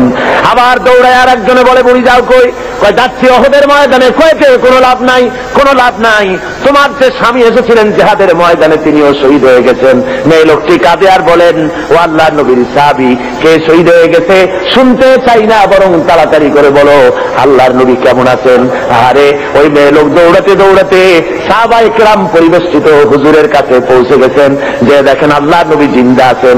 হুজুরের এই জিন্দা চেহারা মোবারকের দিকে তাকায়া ওই মেয়ে লোকটি কেঁদে কেঁদে বলেন, ইয়া রাসূলুল্লাহ, স্বামী মরা শোক, দুইটা কলিজার টুকরা সন্তান মরা শোক সব আমার কলিজা থেকে ধুয়ে মুছে সাফ হয়ে গেছে। হুজুর আপনি জীবিত আছেন, এটাই মুসলমানের জীবনের সান্ত্বনা। আল্লাহ রাসূল নিজে রক্ত দিলেন, সাহাবায়ে কেরাম রক্ত দিলেন, জান দিলেন, শাহাদাত বরণ করলেন। সুতরাং শাহাদাতের মউত হলো মুসলমানদের জন্য সর্বশ্রেষ্ঠ মউত, এর চাইতে বড় মউত আর হতে পারে না। সেই জন্য বলছি, আসুন আল্লাহর দেওয়া বিধান কায়েমের জন্য মুসলমানদেরকে অগ্রসর হতে হবে, জান দিতে হবে, মাল দিতে হবে, রক্ত দিতে হবে। আল্লাহ রাব্বুল আলামিনের এই পথে চলতে গেলে সব কিছুই করতে হয়। আল্লামা ইকবাল বলেছেন, বাতিল সে দবনে ওয়ালে আয়ে আসমান হি হাম, বাতিল সে দবনে ওয়ালে আয়ে আসমান হি হাম, सोबर कर चुका है तू इम्तिहान हमारा। বাতিলের সামনে মাথা নত করা জাত আমরা নই। হে আকাশ, হে জমিন, বহুবার তোমরা দেখেছ আমরা পরীক্ষায় উত্তীর্ণ হয়েছি, মানুষের তৈরি করা আইনের সামনে মাথা নত করি নাই কখনো। যেহেতু আমরা মুসলমান, আমরা বেঁচে থাকলে হব গাজী, মরলে হব কি? বাঁচতে গাজী, মরলে শহীদ। সুতরাং এই শাহাদাতের মৌতি আমাদের তামান্না হওয়া উচিত। হাদিস শরীফে এসেছে, মুসলমানেরা সবসময় সংখ্যায় ছিল কম আর কাফেররা ছিল বেশি, কিন্তু জিতেছে কারা? জিতেছে কারা? এবারও বাংলাদেশের জেহাদে জিতবে কারা? যারা বলেন জিতবে কারা? ইনশাআল্লাহ, বলুন ইনশাআল্লাহ। ভাইরা আমার, সরওয়ারে কায়নাত সাল্লাল্লাহু আলাইহি ওয়াসাল্লাম রোমানদের সাথে লড়াই হবে, রোমানদের সাথে যুদ্ধ হবে। সেই জিহাদের ময়দানে রাসূল সৈন্য রিক্রুট করলেন। ওরা কয় যে ইসলামের রাজনীতি নাই, পাগলের দল, ইসলামের রাজনীতি নাই। ছেলেবেলেরা কলেজে পড়ে, ইউনিভার্সিটিতে পড়ে, আশ্চর্য কথা, নাক ধরে চাপ দিলে এখনো মায়ের দুধ বাইর হবে। কয় যে ইসলামের রাজনীতি নাই, ধর্মান্ধরা নিজেরা রাজনীতি বানাইছে। নাউজুবিল্লাহ। সেদিনের ছেলে এই ধরনের বেয়াদবি কথা বলার সাহস পাও কেছে? যে যে জিনিস জানে না তার সে সম্পর্কে কোনো কথা বলা উচিত নয়। রাসূল রাজনীতি করেন নাই তো কি করেছেন? রাসূল কি বৈরাগী ছিলেন? যারা বলেন বৈরাগী ছিলেন? আমার আল্লাহর নবী সেনাপতি ছিলেন, কমান্ডার ইন চিফ। যারা বলেন কি ছিলেন? সেনাপতি। আমার নবী প্রেসিডেন্ট ছিলেন, তো পরিচালনা করেছেন, অর্থনীতি দিয়েছেন, সমাজনীতি দিয়েছেন, সৈন্য রিক্রুট করেছেন, সৈন্য রিক্রুট করেছেন। মুতার প্রান্তরে লড়াই হবে, 1 লক্ষ রোমান সৈন্য, আর মুসলমান মাত্র 3000। মুসলমান মাত্র কত? মাত্র 3000। আমি আরো বলেছি আপনাদেরকে এই হাদিসের এই কাহিনীটা আবারও শোনাতে চাই। ইমানি জজবা বারুক, 1 লক্ষ রোমান সৈন্য, তাদের সামনে 3000 মুসলমান। কি আশ্চর্য কথা! আর ওরা হলো অস্ত্রে শস্ত্রে সজ্জিত, আর এদের কাছে ভাঙ্গা ফেরা অস্ত্র। ভাইরা আমার, আল্লাহর নবী 3000 মর্দে মুজাহিদ তৈরি করে নিয়ে আল্লাহর নবী জনাবে মুহাম্মদ রাসূলুল্লাহ সাল্লাল্লাহু আলাইহি ওয়াসাল্লাম বললেন, এবারে আমি সেনাপতি নির্বাচিত করতে চাই। ওগো সাহাবীরা, তোমাদের মধ্যে এই যুদ্ধের ভিতরে প্রধান সেনাপতির দায়িত্ব পালন করবেন আমার ছেলে যায়েদ। কোথায় তুমি? হযরত যায়েদ দাঁড়িয়ে গেলেন, ইয়া রাসূলুল্লাহ লাব্বাইকা ওয়া সাদাইক। আমি যায়েদ হাজির। যায়েদ হলেন হুজুরের কি ছেলে? বালক পুত্র। বললেন আমি উপস্থিত। হুজুর বললেন, 2 নম্বরে সেনাপতির দায়িত্ব পালন করবে আমার চাচাতো ভাই হযরতে আলীর ছোট ভাই জাফর বিন আবি তালেব। কোথায় তুমি? উনিও দাঁড়িয়ে গেলেন। হুজুর বলেন, 3 নম্বরে দায়িত্ব পালন করবে হযরতে আব্দুল্লাহ বিন রাওয়াহা। কোথায় তুমি? তিনিও দাঁড়ায় গেলেন। হুজুর বলেন, তোমরা চলে যাও, নিজেদের বাড়ি গিয়ে বিবি বাল বাচ্চা মা বাপের কাছ থেকে বিদায় সালাম আরজ করে আস। ভাইরা আমার, আমি বলে থাকি, এই দুনিয়ায় না জেনে হঠাৎ করে সামনের থেকে পিছন থেকে কেউ যদি গুলি খায়, এ ধরনের গুলি খেয়ে মরা হলো এক জিনিস, আর জেনে বুঝে মরা হলো ভিন্ন জিনিস। বলেন ঠিক কিনা? ওনারা জানেন নিশ্চিতভাবে মরে যাওয়া ছাড়া কোনো পথ নাই। শাহাদাতের জন্য পেয়ালা ইফতারা পান করতে যাবেন। যেহেতু হুজুর বলেছেন জিহাদের ময়দানে সেনাপতি লাগবে একজন, কিন্তু হুজুর বলেছেন 3 জন, তাহলে বোঝা গেল এই 3 জনের একজনও ফিরে আসবে না, শহীদ হয়ে যাবে। হযরতে যায়েদ দাঁড়িয়ে বলেন, ইয়া রাসূলুল্লাহ, আমার তো আর যাওয়ার জায়গা নাই, আমার তো মা বাপ নাই, আপনি আমার আব্বা, আপনি হুকুম করেছেন, আমার মা হযরতে আয়েশা ঘরে বসে শুনেছেন, আমি মেনে নিলাম, আমান্না সাল্লামনা সামি'না ওয়া আতা'না। হযরতে জাফর তিনি চলে গেলেন বাড়ি, বিবিকে ডেকে বলেন, ওরে বিবি, আমার সালাম নাও, আল্লাহ নবী আমাকে সেনাপতি বানাইছেন, মুতার যুদ্ধের মন্ত্রমুগ্ধের বিরুদ্ধে লড়াই করতে যাচ্ছি, সুতরাং আমি তোমার কোনো হক আদায় করতে পারি নাই, স্বামী স্ত্রী হিসাবে ঘর গৃহবাস করতে গিয়ে কোনো হক যদি তোমার নষ্ট করে থাকি, আল্লাহর রাস্তে তুমি আমারে মাফ করে দিও। স্ত্রী বলেন, ওগো আমার স্বামী, আল্লাহ নবী অর্ডার করেছেন, সে পথ থেকে ফিরবার কোনো ক্ষমতা আমার নাই, আমি বরং আল্লাহর কাছে দোয়া করি, রব্বুল আলামিন আমার স্বামী জিহাদের ময়দানে যেতেছে, আমার স্বামীকে জিহাদি গাজী বানাই আমার কাছে আবার ফিরাইয়া দিও। হযরতে জাফর তরবারি দিয়া, তরবারির উল্টা পিঠ দিয়া স্ত্রীর হাতের উপরে মৃদু আঘাত করলেন, বললেন, বিবি রে, উল্টা দোয়া করো না, তোমার উল্টা দোয়া আল্লাহ রব্বুল আলামিন কবুল করবেন না, যেহেতু নবীজি আমার নাম মাঝখানে বলেছেন, আমার আগেও একজন আছেন, পরেও একজন আছেন, আজকের তোমার সাথে এই মুহূর্তে জীবনের আমার শেষ দেখা, আর কোনদিন তোমার সাথে দেখা হবে না, তোমাকে সালাম দিয়ে যেতেছি, আমার বাচ্চা রইল, আমার বাচ্চাগুলারে দেখো, ওদেরকেও আমার এই রাস্তায় তুমি বানায়ো। হযরতে জাফর রওনা করলেন, বিবি তড়পাচ্ছে, কাটা কবুতরের মতো বিবি ছটফট করে, আর পিছনে কলিজার টুকরা সন্তানগুলি আব্বা আব্বা বলে পিছনে পিছনে দৌড়ায়। মর্দে মুজাহিদ জাফর পিছনে একবারও তাকায় দেখলেন না, কে কান্দে কে দৌড়ায়। হযরতে আব্দুল্লাহ বিন রাওয়াহা তিনি চলে গেলেন নিজের বাড়ি। ওই দিন ছিল তার বাসর সজ্জা, ওই দিন ছিল তার ফুল সজ্জার রাত, নতুন বিবাহ করেছে, বাসর সজ্জা হবে। ঘরে গিয়ে শুনে বিবি কোরআন তেলাওয়াত করতেছে। হযরতে জাফর বলেন, বিবি রে, আমার সালাম গ্রহণ করো। হযরতে আব্দুল্লাহ বলেন, ও বিবি, আমার সালাম গ্রহণ করো, তুমি কোরআন তেলাওয়াত একটু সময়ের জন্য বন্ধ করো, তোমার সঙ্গে বিয়ে হয়েছে, কিন্তু আমি তোমার কোনো হক আদায় করতে পারি নাই, আমাকে তুমি আল্লাহর রাস্তায় মাফ করে দিও। নবীজি আমাকে সেনাপতি বানাইছেন জিহাদের ময়দানের জন্য, আমি চললাম জিহাদের মাঠে। বিবি বলে, স্বামী, তুমি জানো আমি এই মদিনার এক সুন্দরী রমণী, আমিও জানি তুমি এই মদিনার সুন্দর সুপুরুষ, কিন্তু একবার একটু দেখতে পারলাম না প্রাণ ভরিয়া, একটুখানি ঘরের মধ্যে আসো, তোমার চেহারাটা জীবনের মতো একবার দেখে নেই। স্বামী বলেন, আমি ঘরের মধ্যে ঢুকবো না, ঘরের মধ্যে ঢুকতে পরে তোমার প্রতি আমার প্রেমের আকর্ষণ বাড়বে, ভালোবাসা বাড়বে।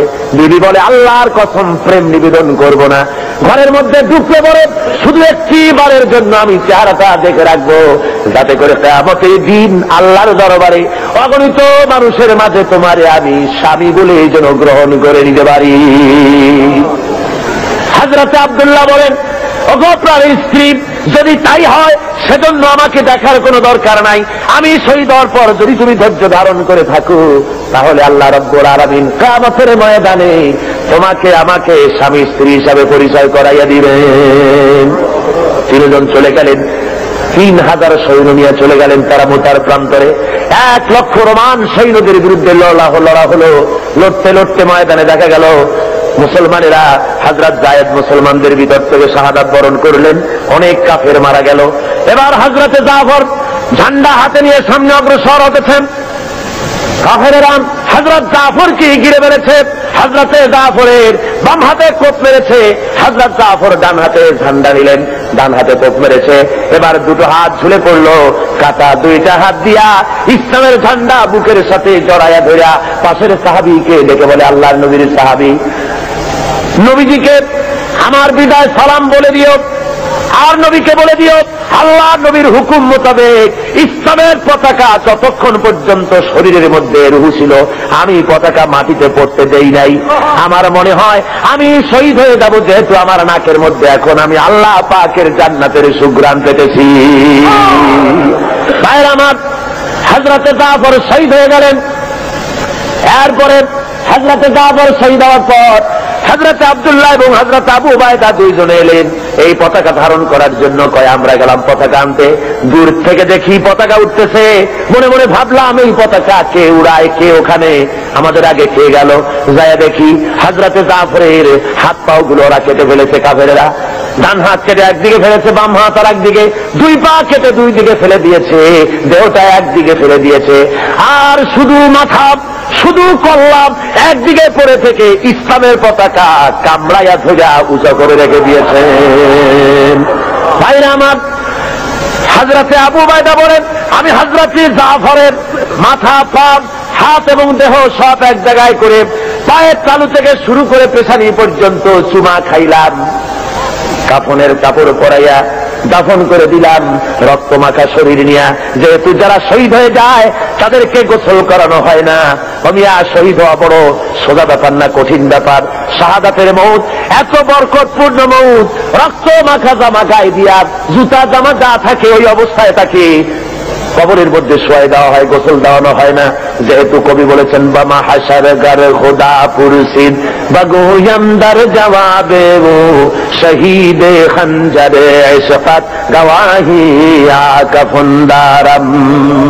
কিয়ামতের দিন আল্লাহ রাব্বুল আলামিন যখন জিজ্ঞেস করবেন শহীদদেরকে, বান্দারে তুই আমার জন্য দুনিয়ায় কি করেছিস? শহীদ বলবে, খোদা গো কিছুই করতে পারি নাই, কিছুই করতে পারি নাই, তোমার দিনকে জমিনে কায়েমের জন্য কথা বলেছি, লড়াই করেছি, ওই অপরাধে কাফের বেঈমানেরা আমাকে মেরেছে, ওই রক্তওয়ালা চিহ্ন নিয়ে আজ তোমার দরবারে হাজির।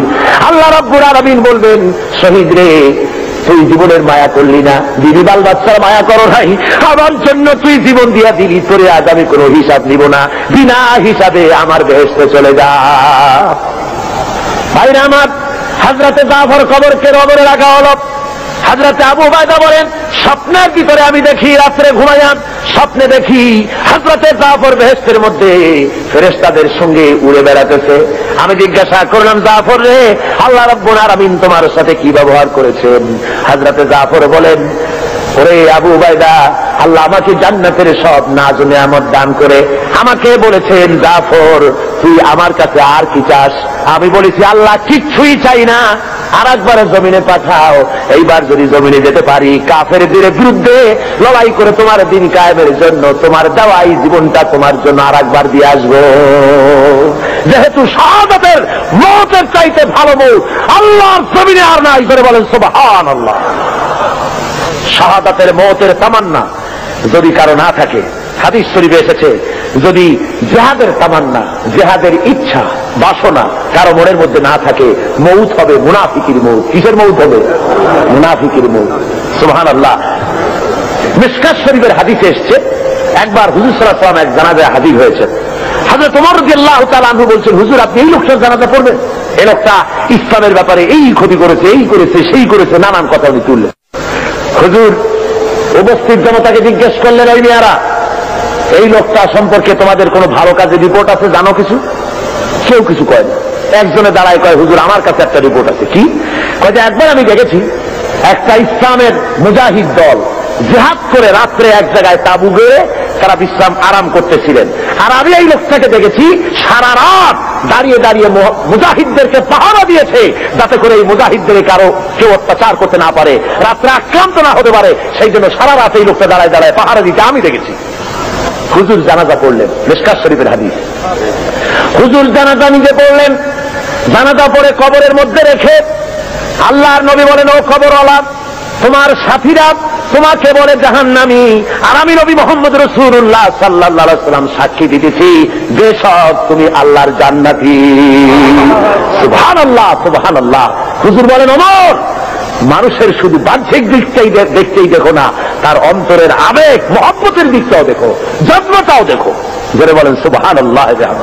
ভাইরা আমার, আল্লাহর দেওয়া এই বিধান বাংলার জমিনে কায়েম করার জন্য সাহাবায়ে কেরাম যেমন রক্ত দিয়েছেন, রাসূল পাক যেমন রক্ত দিয়েছেন, জান দিয়েছেন, বাংলার জমিন আমাদের প্রিয় মাতৃভূমি, এই জমিনে আল্লাহর দেওয়া বিধান কায়েম করতে যদি রক্ত দেওয়া লাগে, জান দেওয়া লাগে, দিবেন আপনারা? দিবেন আপনারা? আমি আজকে এই মাহফিলে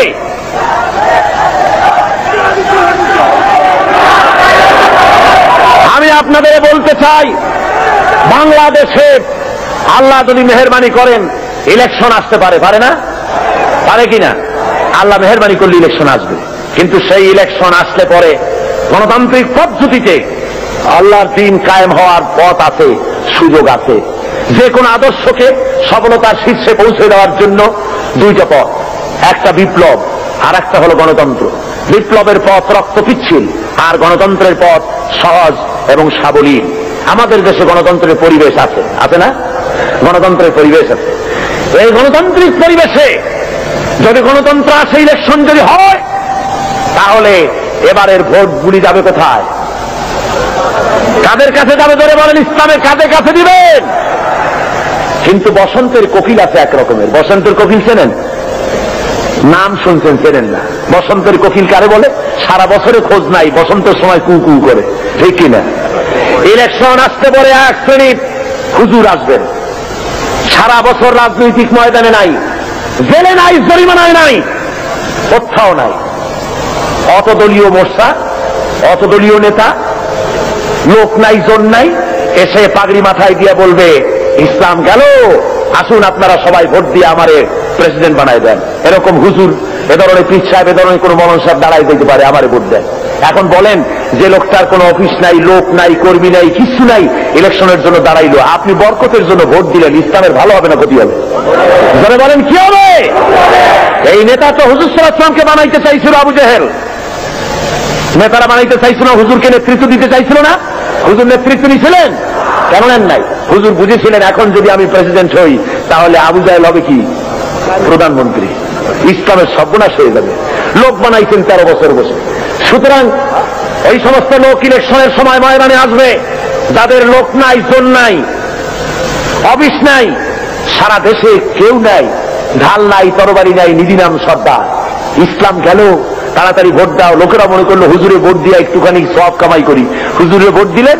কয়েকজন হুজুর মৌলানা সাহেব গেলেন ইলেকশনে পার হইয়া, সারা দেশে কোনো কর্মী নাই তাদের, পার হয়ে গেলেন। বলেন, বঙ্গভবনে যায় যদি খতমে খাজে গান পড়েন, তাহলে অর্থনৈতিক দুরবস্থা দূর হবে?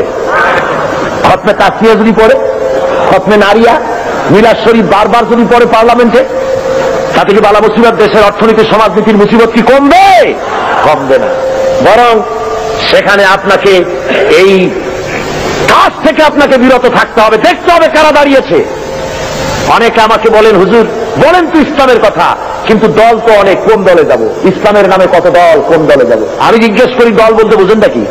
দল মানে কি? বেবি ট্যাক্সি মার্কা দল, টেম্পু মার্কা দল, রিক্সা মার্কা দল, একটা ড্রাইভার, তারপর পিছনে 2টা প্যাসেঞ্জার, অর্থাৎ একজন প্রেসিডেন্ট, একজন সেক্রেটারি, একজন ট্রেজারার, একজন ক্যাশিয়ার, বাস, এই 3 জনের পার্টি। সারা দেশে অফিস নাই, লোক নাই, জন নাই, এগুলো দল হইল? যারা বলেন এগুলি দল হলো? অমুক ইসলাম, তমুক ইসলাম, দিলে একটা নাম দিয়ে জনমের মতো ইলেকশন আসলে পরে প্রেসিডেন্টের কাছ থেকে, সরকারের কাছের থেকে টাকা খাইয়া ইলেকশনের জন্য দাঁড়ায় যায় পাগল ছাগল, ঠিক কিনা কন? যারা বলেন সত্য কিনা? আমি বলি, মিয়া দল যদি দেখতে হয়, অনেকে বলে যে কোন দলে যাব, তা আমি বলি যে বাজারে যখন ইলিশ মাছ কিনতে যান, ইলিশ মাছ কি শুধু এক দোকানে পাওয়া যায় না অনেক দোকানে পাওয়া যায়? তো আপনি অনেক দোকানে ইলিশ আছে বলে বাড়ি দিয়ে বলেন নাকি বউকে যে বাজারে তো গেছিলাম মাছ কিনতে, কিন্তু ইলিশ পাওয়া যায় বহু দোকানে, রাগ করে কোনো দোকান দিয়ে কিনি নেই। একটা কথা হলো, বরং আপনি কিনবেন ইলিশ টাটকা এবং পচা না, এরকম দেখে যার দোকানে পাওয়া যায় সেটাই কিনবেন, ঠিক কিনা? দল আপনাকে অবশ্যই করতে হবে, কোনটা করবেন সে আকল আপনাকে আল্লাহ দিয়েছেন। দল বলা হয় তাদেরকেই, ইসলামী দল দাবি করতে তারাই পারে যাদের কর্মী বাহিনী ছড়িয়ে আছে রাজধানী থেকে শুরু করে প্রত্যন্ত অঞ্চল পর্যন্ত, ঠিক কিনা কন? যারা ছাত্রদের ভিতরে কাজ করে, ইসলামের আওয়াজ তুলেছে, ছাত্রদের ভিতরে আওয়াজ তুলেছে, শ্রমিকদের মধ্যে আওয়াজ তুলেছে, নারীদের মধ্যে আওয়াজ তুলেছে, অমুসলিমদের মধ্যে আওয়াজ তুলেছে, কল কারখানা, সেক্রেটারিয়েট, বঙ্গভবন, ক্যান্টনমেন্ট, সর্বত্র ইসলামের আওয়াজ তুলেছে। আর মানুষের চিন্তা শক্তির পরিশুদ্ধির জন্য অগণিত ইসলামী সাহিত্যের ভান্ডার, সাহিত্য সম্ভার দিয়ে গোটা দেশকে ছেয়ে ফেলেছে, তার নাম ইসলামী আন্দোলন। জোরে বলেন ঠিক কিনা? এই আন্দোলন কোনটি তা বোঝার মতো আকল আপনাদের থাকা উচিত, এবং সেই দলে শরীক হয়ে আল্লাহর দেওয়া বিধান বাংলার জমিনে প্রতিষ্ঠা করার দৃঢ় শপথে উজ্জীবিত হতে হবে। আজকের মুসলমানদেরকে রাজি আছেন? জোরে বলেন রাজি আছেন? তাহলে আজ এই মাহফিলে NSI, IB, SB, DFI, army intelligence, গভর্নমেন্টের গোয়েন্দা বিভাগের কেরামন কাতিবিন ভাইরা সব আছেন, ঠিক কিনা? সব আছে, কিন্তু দুর্ভাগ্য জাতীয় পত্রিকার সাংবাদিকগুলি আসেন না। ওই 2000-2500 লোকের বিশাল জনসভায় হাজির, ছবি টবি সব ঠিক মতো দেওয়া যায়, এটা দেওয়া যায় না। তার কারণ হলো এখানে যেসব কথা বলা হয় তা তাদের কিছুটা অসুবিধা। আমরা দোয়া করব আল্লাহ যেন এই অসুবিধা তাদের কাটায় ওঠার তৌফিক দেন, জোরে বলেন আমিন। এই বিশাল জনসমুদ্র গভর্নমেন্টের আইবি দেখে রাখুন, SBDFI দেখে রাখুন, এই বিশাল জনতা কি চায়। এই দেশের বুকে যারা ইসলাম চান, কোরআন ও সুন্নাহর আইন যারা চান, শুধুমাত্র সেই মুমিনেরা হাত তুলবেন, আর কেউ না। কোন মুনাফিক হাত তুলবেন না, এখন না কোন মুনাফিক হাত তুলবেন না, আল্লাহর কাছে দায়ী হয়ে যাবেন। যারা চান বাংলার জমিনে দিন কায়েম হোক এবং বসে থাকবেন না, ইসলামী আন্দোলনে শরীক হবেন আজকের থেকে, সেই সব মুমিনেরা হাত তুলবেন, একটা স্লোগান দিবেন এমন যে স্লোগান দিল্লির উপর থেকে মদিনা মুনাওয়ারা হয়ে আরশে আজিমে চলে যায়। পারবেন? কেউ মনে করবেন না আমি গভর্নমেন্ট হাই অফিসিয়াল, আমি একজন গভর্নমেন্টের বড় অফিসার, আমি যদি হা করে আল্লাহু আকবার বলি তাহলে আমার প্রেস্টিজ হ্যাম্পার করবে। থামুন, কোন মৌলানা সাহেব মনে করবেন না, তাই না, থামো। কোন মৌলানা সাহেব মনে করবেন না আমি যদি হা করে তাকবীর দেই তাহলে আমার প্রেস্টিজ কনসার্ন হবে। এ ধরনের অসুবিধা হবে কারো? আলেম, পীর, বুজুর্গ, অফিসার, শিক্ষক, ছাত্র, শ্রমিক, মেহনতি জনতা, সমস্ত মানুষ এক মুহূর্তের ভিতরে গায়ের সমস্ত শক্তি গলার কাছে নিয়ে আসেন। জীবনের শ্রেষ্ঠ একটি স্লোগান দিবেন, সারা জীবনের শ্রেষ্ঠ একটি স্লোগান, এমন জোরে আওয়াজ তুলবেন কাফেরের কলিজা থরথর করে কাঁপবে। মুনাফিকি ছেড়ে দিয়ে ইসলামের কোলে চলে আসবে। পারবেন না? দুহাত উঁচু করে সিংহের মতো গর্জে উঠবেন, আকাশ বাতাস মথিত করে আওয়াজ চলে যাবে আরশে আজিমে। জোরে সরে দুহাত উঁচু করে সমগ্র শক্তি নিয়ে বলেন নারে তাকবীর, আরো জোরে নারে তাকবীর। দিন ইসলাম, দিন ইসলাম, বাংলাদেশ, বাংলাদেশ, পুরান হাদিস, পুরান হাদিস, ইসলামী সমাজ ব্যবস্থা,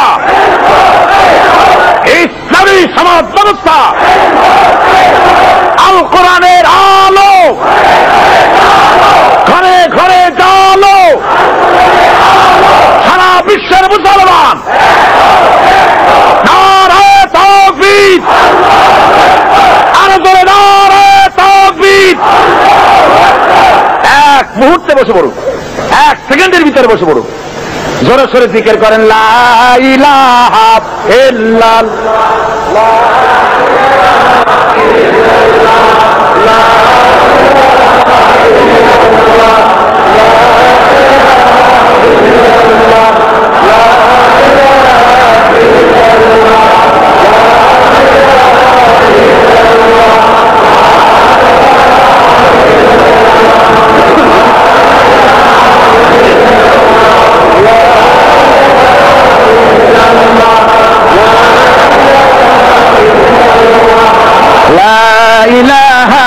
ইল্লাল্লাহু মুহাম্মাদুর রাসূলুল্লাহ। ভাইরা আমার, আল্লাহর দেওয়া বিধান জমিনের উপরে কায়েমের জন্য আমাদেরকে এগিয়ে আসতে হবে। মোনাজাত আর বেশি দেরি হবে না, অল্প সময়ের মধ্যে মোনাজাত করে দেব, যেহেতু বহু দূর দারাজ থেকে লোকেরা এসেছেন, রাত আজকে বেশি করা হবে না। আপনারা দাঁড়ানো মানুষেরা বসে পড়বেন। আল্লাহর দেওয়া এই বিধানকে বাংলার জমিনে কায়েম করার জন্য আমরা সকলে ঐক্যবদ্ধ হব এবং কিছু কথা বলবো, অত্যন্ত জরুরি, যে কথাগুলি আপনাদের শুনতে হবে। চট্টগ্রাম হল, এই চট্টগ্রামের নাম ইসলামাবাদ। এটার নাম কি? জোরে বলুন। ইসলামাবাদ হিসাবে আল্লাহ যেন এটাকে কবুল করেন, জোরে বলেন আমিন। আইনি একে উঠবে না, বসুন। এটা হলো এর নাম ইসলামাবাদ। এই ইসলামাবাদের জমিনে বাংলাদেশে সর্বপ্রথম স্বাধীনতার পতাকা উঠেছে। এইখানে স্বাধীনতার পতাকা কোথায় উঠেছে? ধরে বলেন কোথায়? স্বাধীনতার পতাকা উঠেছে সর্বপ্রথম যেখানে ইসলামের পতাকা উঠবে সর্বপ্রথম সেখানে। ধরে বলেন ইনশাআল্লাহ। আজ আমাদের দেশে আমাদের বর্তমান সরকার আমাদের বলতে হয়, সরকারের কাছে দাবি জানাচ্ছি, আমাদের ছেলেগুলিকে খারাপ বানাবেন না। আমাদের ছেলেগুলি খারাপ বানা দেওয়া হচ্ছে না, বলুন। ছেলেগুলিকে খারাপ বানিয়ে দেওয়া হচ্ছে। আমাদের ইউনিভার্সিটিগুলি সর্বনাশ করে দেওয়া হলো। ইউনিভার্সিটিগুলিতে অস্ত্র আমদানি করা হয়েছে। চট্টগ্রাম ইউনিভার্সিটি, আমি গত দ্বিতীয় দিনে বলেছি আপনাদের সামনে, চট্টগ্রামের একটি বিরাট গৌরব। জোরে বলেন ঠিক কিনা? বিগত 1 বছর 1.5 বছর ধরে এই ইউনিভার্সিটিতে কোনো সন্ত্রাস ছিল না, মারামারি ছিল না, ঠিক কিনা কম? সেইটা হইছে সন্ত্রাসের যুগ। আর যখন মানুষ মারা হলো, ছাত্র মারা হলো, তখন সন্ত্রাস হয় না। রাজশাহীতে যখন ছাত্র মারা হলো, শহীদ করা হলো, তখন সেটা সন্ত্রাস হয় না। রংপুরে যখন ছাত্র মারা হয় শহীদ, তখন সেটা সন্ত্রাস হয় না। কিন্তু চট্টগ্রামে ভালোভাবে আরামে কাজ চলতেছিল ইউনিভার্সিটির, সেটা নাকি খুব সন্ত্রাস হয়েছে। এখন খুব ভালো হয়েছে। আমি জানি না ভিসি এবং প্রভিসির অবস্থাটা কি। পত্রিকায় দেখতে পেলাম ভিসি বলছেন সাক্ষাৎকারে যে সেখানে আরো হলের ভিতরে নতুন করে গুন্ডা ঢুকানো হয়েছে, সশস্ত্র গুন্ডা ঢুকানো হয়েছে। আর প্রভিসি তিনি সাক্ষাৎকারে বললেন সাংবাদিকদের কাছে যে আমি কিছু দেখতে পাচ্ছি না, সবই নাকি নরমাল। সুতরাং এর চাইতে লজ্জাজনক আর কি হতে পারে? আমার কাছে খবর এসেছে গতকাল ইউনিভার্সিটির 30টা রুমের ভিতরে ছাত্রদের তাদের বইপত্র, বিছানাপত্র সব তছনছ করে ভেঙে চুরে সব শেষ করে দেওয়া হয়েছে। সুতরাং গভর্নমেন্ট ইচ্ছে করে এগুলি করতেছে, বলুন ঠিক কিনা? যারা বলেন সত্য কিনা? ঢাকা ইউনিভার্সিটি পুলিশ দিয়ে গভর্নমেন্ট অস্ত্র উদ্ধার করে নাই? যারা বলেন করে নাই? তাহলে চট্টগ্রাম ইউনিভার্সিটিতে কোন নবাবজাদা নসরুল্লাহ খান বসে আছে যে তাকে হটাবার মতো ক্ষমতা গভর্নমেন্টের নাই? যদি গভর্নমেন্টের না থাকে ক্ষমতা, তাহলে এমন নপুংসক অবৈধ সরকারকে 1 মুহূর্ত ক্ষমতায় থাকার আর অধিকার নাই।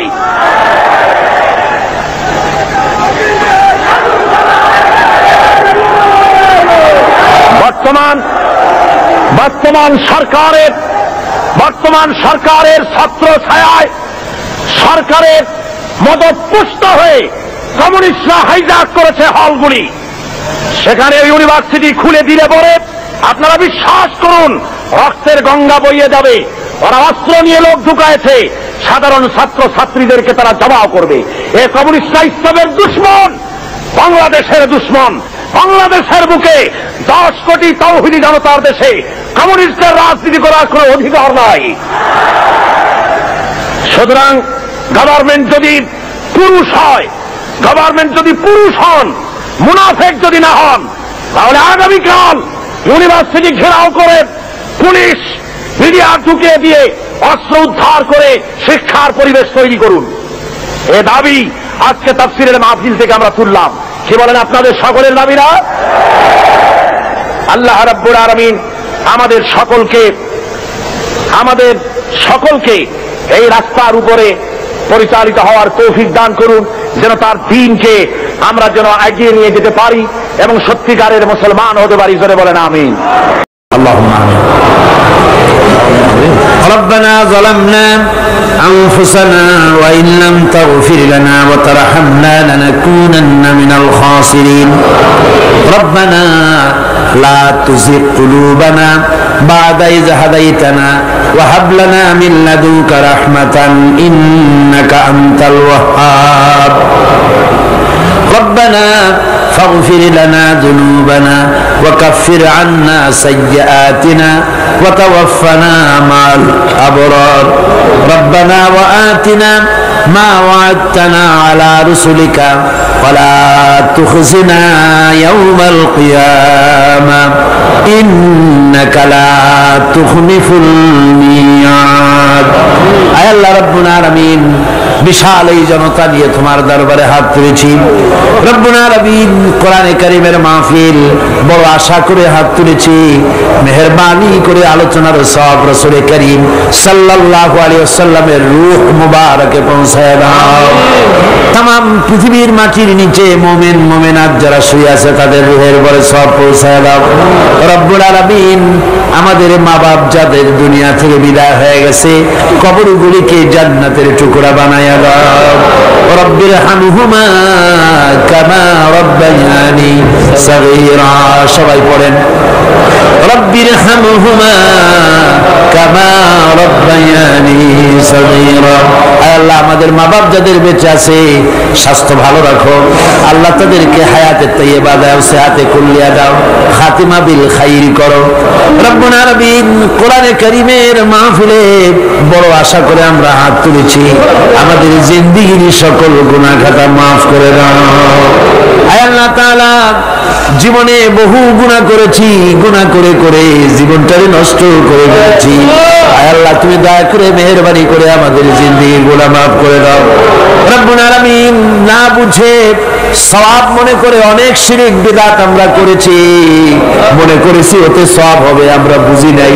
আল্লাহ আমাদের ভুল বুঝানো হয়েছে নিজেরাও ভুল বুঝেছি এভাবে সওয়াবের নিয়তে শিরক বিদআত আমাদের মধ্য থেকে যা হয়েছে আল্লাহ দয়া করে তুমি আমাদেরকে ক্ষমা করে দাও আয় আল্লাহ আমাদেরকে দয়া করে শিরক এবং বিদআত মুক্ত জীবন যাপনের তৌফিক দিয়ে দাও রব্বুল আলামিন এত বড় বিরাট তাফসীরুল কোরআন মাহফিল লক্ষ লক্ষ টাকার প্রয়োজন আল্লাহ টাকা পয়সার অভাব নাই রব্বুল আলামিন তুমি গানি আর আমরা ফকির আয় আল্লাহ এই শহরেতে এমন লোক আছে একজনই মাহফিলের খরচ দিয়ে দিতে পারে আল্লাহ তোমার বান্দাদের দিল তুমি নরম বানায়া দাও কোরআনের মাহফিল কোন বছর ঋণগ্রস্ত থাকে নাই এবারও যেন থাকে না আল্লাহ বাজেট যা আছে তার চাইতে বেশি তুমি মেহেরবানি করে জোগাড় করে দাও রব্বুল আলামিন আরেকটা দোয়া তোমার দরবারে করি চেসনিয়া আর বজনিয়া শেষ হয়ে গেল আল্লাহ ওদের সাথে আমাদের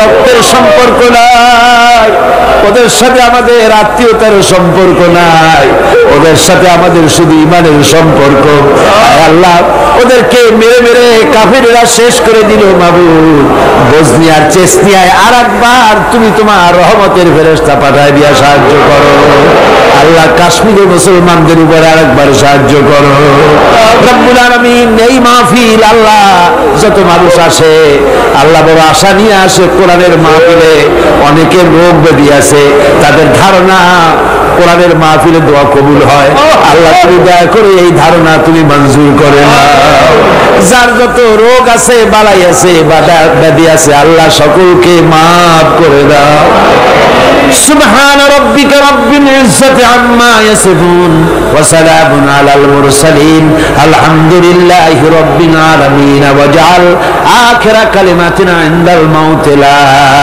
ইলাহা ইল্লাল্লাহু মুহাম্মাদুর রাসূলুল্লাহ আসসালামু আলাইকুম ওয়া রাহমাতুল্লাহ